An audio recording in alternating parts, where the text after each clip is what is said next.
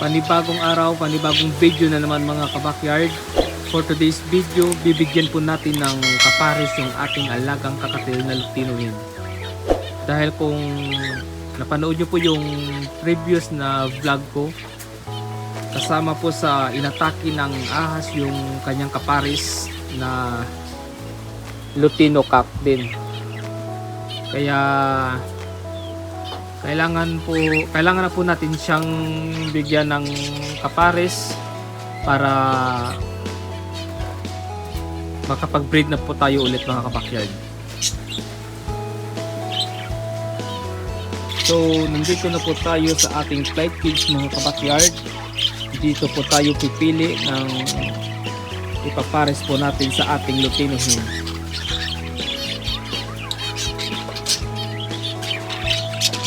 Ito po yung napili natin mga kabakyard. Kung nakita nyo, ito po yung white face gray. Dahil ito lang po yung pwede natin ipare sa ating Lutino Hen, dahil siya lang po yung matured po dito sa ating mga alagang kakatil sa ating flight cage.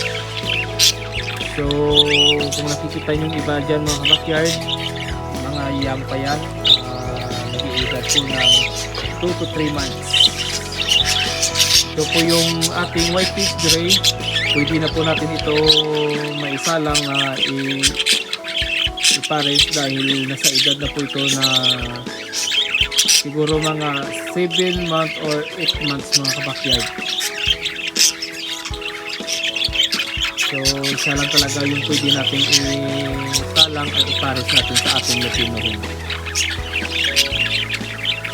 So welcome back mga kabakyard. Ito na po yung ating mahiwagang tikpaw para mahuli na po natin yung ating white face gray na ipapares natin sa ating Lutino Hen.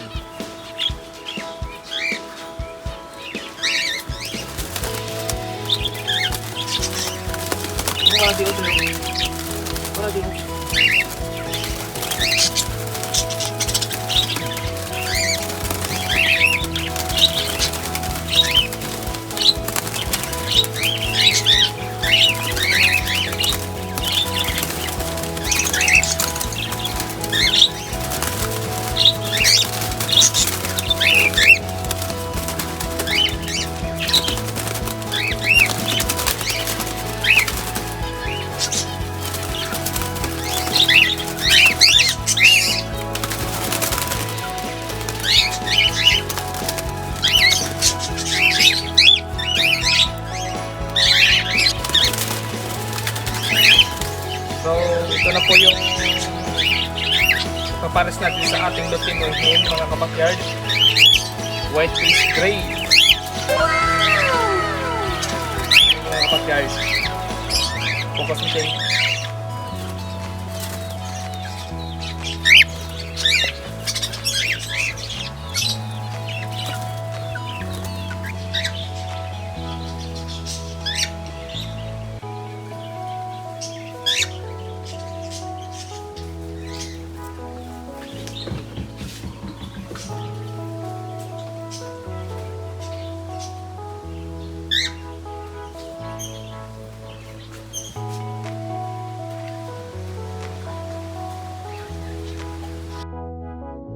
So isasalang na po natin dyan sa breeding cage mga kabakyard para makapag-band na po sila.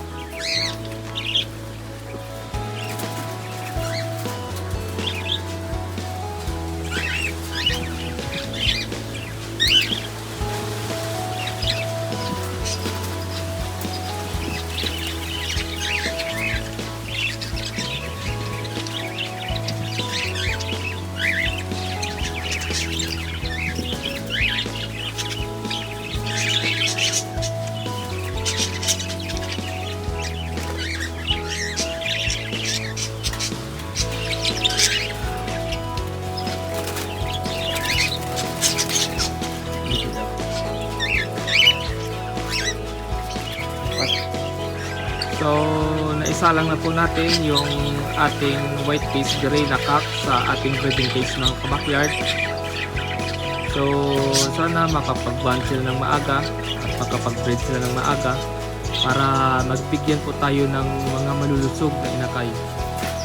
So hanggang dito na lang mga kabakyard, i-update ko na lang kayo sa progress ng ating bagong parisan. So kung hindi pa kayo nakapag-subscribe, please like, share, and subscribe para ma-update kayo sa ating panibagong videos. Thanks for watching.